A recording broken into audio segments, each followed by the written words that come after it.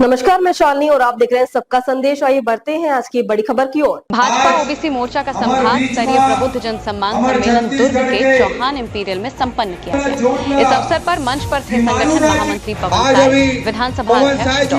रमन सिंह और deputy CM Arun Sah. Pawan Sai ने कहा, विकसित भारत 2047 में ओबीसी वर्ग की अग्रणी भूमिका। तो वहीं अरुण साह बोले, ओबीसी मोर्चा भाजपा के पक्ष में माहौल बना। आज पिछड़ा वर्ग का दुर्ग संभाग का सम्मेलन हुआ, जिसमें समाज के प्रबुद्ध जन उनका भी सम्मान हुआ और पिछड़ा वर्ग का ऑर्गेनाइजेशन हमारा जो दुर्ग संभाग का है, जिसके प्रदेश के अध्यक्ष अशोक साहू जी हैं। और ये पूरा आयोजन इसमें आज दिख रहा था कि जितनी क्षमता 1400 चेयर जितना लगाए थे, उससे बाहर ही उतने लोग खड़े दिख रहे थे। और उपस्थिति भी डिप्टी सीएम से लेकर मंत्रीगण, विधायकगण और सारे सीनियर जनप्रतिनिधि भी आए थे। मूल उद्देश्य ये है कि भारतीय जनता पार्टी की रीति नीति और कार्यक्रम और योजना, मोदी जी के 12 साल की यात्रा, उस यात्रा को आगे बढ़ाने का काम, ये जो कार्यकर्ता आज बैठे थे, उनके ही बदौलत लगातार तीसरी बार मोदी जी प्रधानमंत्री बने, छत्तीसगढ़ में हमारी सरकार बनी और इसको जो योजनाएं हैं उसका धरती पर क्रियान्वयन, और जो हम कर रहे हैं, कम से कम जिन योजनाओं का क्रियान्वयन धरातल पे हो रहा है मोदी जी का, उसको लोगों तक पहुंचाना, जो हमारे विष्णुदेव साहब मुख्यमंत्री की हैसियत से कर रहे हैं, उस योजनाओं को नीचे तक ले जाना, उन योजनाओं के बारे में जानकारी सबको है। याद दिला रहे थे कि इन योजनाओं को कितनी मजबूती से जनता के बीच रखेंगे, सरकार की योजनाओं का लाभ भी मिलेगा। और ये निश्चित रूप से संगठन का एक बड़ा आयोजन था। पूरी टीम को मैं बधाई देता हूँ। भिलाई एमआईसी की बैठक में विकास प्रस्तावों को हरी झंडी। नंदिनी रोड का होगा चौड़ीकरण, सौंदर्यीकरण, 2.90 करोड़ मंजूर। भिलाई नगर पालिक निगम भिलाई की महापौर परिषद एमआईसी की बैठक महापौर नीरज पाल की अध्यक्षता और आयुक्त सुरुचि सिंह की उपस्थिति में आयोजित हुई। बैठक में शहर विकास और नागरिक सुविधाओं से जुड़े कई अहम प्रस्तावों पर सर्वसम्मति से स्वीकृति और अनुशंसा दी गई, जिसमें 2 करोड़ 90 लाख रुपए से एसीसी चौक से पावर हाउस चौक तक नंदिनी रोड के चौड़ीकरण एवं सौंदर्यीकरण कार्य को मंजूरी दी गई। कार्य पूरा होने से यातायात व्यवस्था में सुधार होगा। बैठक में स्ट्रीट लाइट संधारण के तहत शहर में स्ट्रीट लाइटों के वार्षिक संचालन, संधारण एवं रख रखाव के लिए लगभग 1 करोड़ 99 लाख रुपए के प्रस्ताव पर चर्चा हुई। इसके साथ ही जोन 5 के विभिन्न वार्डों में निगम द्वारा निर्मित खेल मैदान एवं कोर्ट के संचालन संधारण तथा वार्ड 60 में नवनिर्मित लाइब्रेरी एवं ऑक्सी रीडिंग जोन के संचालन के लिए भी प्रस्ताव को स्वीकृति दी। कलेक्टर अभिजीत सिंह सख्त बोले, फाइलें लटकाई तो कार्रवाई।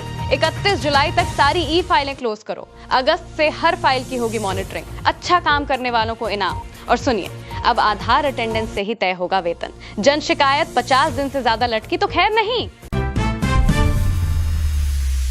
के सांकरा के प्रीतम साहू को सिर्फ 1 दिन में मिल गया विवाह प्रमाण पत्र। पहले चक्कर काटने पड़ते थे, अब सेवा सेतु केंद्र मलपुरी कला में 1 ही दिन में काम हो गया। जनगणना 2027 को लेकर कलेक्टर ने शिक्षकों को ड्यूटी सर्टिफिकेट और अर्जित अवकाश देने वाला पुराना आदेश निरस्त कर दिया है। अब शासन से नए निर्देश आने के बाद ही फैसला होगा। वंदे मातरम की 150वीं वर्षगांठ पर दुर्ग जिले में 7 से 15 अगस्त तक भव्य आयोजन होंगे। 15 अगस्त को हर स्कूल कॉलेज में सामूहिक वंदे मातरम गायन, तिरंगा यात्रा, मशाल रैली और पुलिस बैंड की प्रस्तुति होगी। में जाम से मिलेगी राहत। निगम ने शुरू की लेफ्ट फ्री व्यवस्था। अब बाएं मुड़ने के लिए नहीं रुकना होगा। शहर के व्यस्त चौक चौराहों पर यातायात जाम से राहत दिलाने के लिए नगर पालिक निगम भिलाई ने बड़ी पहल शुरू की है। निगम द्वारा प्रमुख चौक चौराहों पर लेफ्ट फ्री व्यवस्था का काम शुरू कर दिया गया है। निगम आयुक्त के निर्देश पर चंद्रा मौर्य चौक, घड़ी चौक, नेहरू नगर चौक, सूर्या मॉल चौक सहित अन्य प्रमुख और व्यस्त चौराहों पर लेफ्ट फ्री कॉरिडोर बनाया जा रहा है। इस व्यवस्था के शुरू होने से बाएं मुड़ने वाले वाहनों को अब सिग्नल पर रुकने की जरूरत नहीं पड़ेगी। वाहन सीधे बाएं मुड़ सकेंगे, जिससे चौराहे पर यातायात का दबाव कम होगा और ट्रैफिक फ्लो लगातार बना रहेगा। इससे ईंधन और समय दोनों की बचत होगी। दिल्ली पब्लिक स्कूल भिलाई में आयोजित सीबीएसई दूरस्थ पूर्व क्षेत्रीय तैराकी प्रतियोगिता 2026-27 का 3 दिवसीय आयोजन भव्य समापन के साथ खत्म हुआ। 201 स्कूलों के 748 तैराकों ने 120 स्पर्धाओं में दम दिखाया, जिसमें कोलकाता के साउथ पॉइंट हाई स्कूल ने ओवरऑल चैंपियनशिप ट्रॉफी पर कब्जा जमाया। समापन समारोह में भिलाई इस्पात संयंत्र के मुख्य महाप्रबंधक प्रभारी तुषार कांत मुख्य अतिथि रहे। वे डीपीएस भिलाई के प्रो वाइस चेयरमैन भी हैं। इस दौरान जगदीश बर्मन, गोपाल खंडेलवाल और परमिंदर सिंह समेत कई गणमान्य मौजूद रहे। प्रभारी प्राचार्य अमजद हसन जुंजानी ने सफल आयोजन का श्रेय सीबीएसई और सभी प्रतिभागियों को दिया। 3 दिन चले इस आयोजन ने डीपीएस भिलाई की राष्ट्रीय स्तर के खेल आयोजन की क्षमता को फिर साबित कर दिया।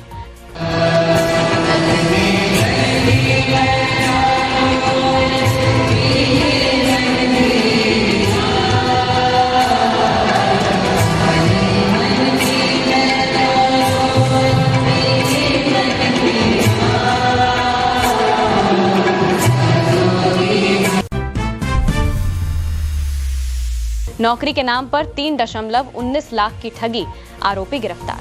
जामुल सरकारी नौकरी दिलाने का झांसा देकर 3,19,000 रुपए की ठगी करने वाले आरोपी को जामुल पुलिस ने गिरफ्तार किया है। प्रार्थी लोमेश वासनिक 54 वर्ष निवासी अटल आवास जामुल ने शिकायत की थी कि उसके पड़ोसी मनोज केशरवानी ने उसके बच्चों को सरकारी नौकरी दिलाने का झांसा देकर 17 अगस्त 2025 से 20 अप्रैल 2026 के बीच नगद और ऑनलाइन कुल 3,19,050 रुपए ले लिए। न नौकरी दिलाई और न पैसे लौटाए। शिकायत पर थाना जामुल में अपराध दर्ज कर आरोपी मनोज केशरवानी 57 वर्ष निवासी शर्मा कॉलोनी संतोषी पारा कैंप 2 भिलाई को 28 जुलाई को गिरफ्तार किया। दुर्ग पुलिस की आमजन से अपील, नौकरी के नाम पर किसी को पैसा न दें। नौकरी केवल वैधानिक प्रक्रिया से ही मिलती है। समझाइश देने पर धारदार हथियार से हमला, हत्या के प्रयास का फरार आरोपी गिरफ्तार। मोहल्ले के विवाद में बीच बचाव करने गए युवक पर धारदार हथियार से जानलेवा हमला करने वाले फरार आरोपी को वैशाली नगर पुलिस ने गिरफ्तार किया है। 26 जुलाई की रात 11 बजे वार्ड 8 में आरोपी किशन निषाद अपनी पत्नी से विवाद कर रहा था। प्रार्थी आकाश मेश्राम समझाइश देने पहुंचा तो आरोपी ने उसके पेट और बाएं हाथ पर धारदार हथियार से वार कर घायल कर दिया। आरोपी किशन निषाद 42 वर्ष निवासी सुपेला घटना के बाद से फरार था, जिसे घेराबंदी कर पकड़कर न्यायिक रिमांड पर भेजा गया है। नो पार्किंग पर ट्रैफिक पुलिस का बड़ा अभियान, 2 दिन में 217 वाहनों पर कार्रवाई। दुर्ग यातायात पुलिस दुर्ग ने नो पार्किंग में खड़े वाहनों के खिलाफ विशेष अभियान चलाया। गुरुद्वारा चौक से कुम्हारी टोल प्लाजा तक राष्ट्रीय राजमार्ग और शहर के Supela, Chandra Maurya, power house, Dabrapara, overbridge के नीचे खड़े वाहनों पर कार्रवाई की गई। पिछले 2 दिनों में 217 दोपहिया, 4 पहिया और भारी वाहनों पर ई चालान किया। साथ ही सड़क पर बाधा बन रहे ठेले, अवैध गैरेज और अतिक्रमण को भी हटाया। पुलिस ने लोगों से निर्धारित पार्किंग का ही उपयोग करने की अपील की है। चलिए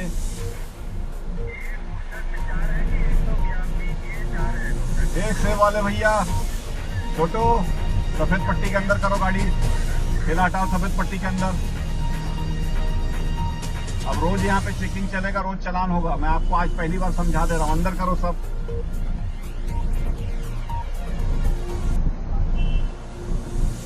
आपका माल अनलोड हो गया, ये रिक्शा हटाइए, ये ठेला किसका, इसको भी हटाइए, सफेद पट्टी के अंदर करिए, बाहर नहीं, बिल्कुल एकदम। आप बाहर आओगे तो और गाड़ी और बाहर, आप उस साइड अंदर में लगा लो भाई। चलिए।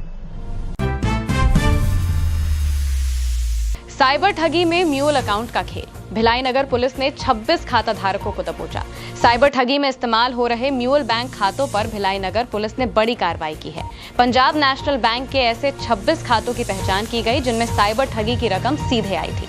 ये खाता धारक अपने खाते, एटीएम, पासबुक, सिम और इंटरनेट बैंकिंग साइबर ठगों को दे देते थे। थाना भिलाई नगर में 26 आरोपियों को गिरफ्तार कर न्यायालय में पेश किया गया है। पुलिस अब मास्टरमाइंड की तलाश कर रही है।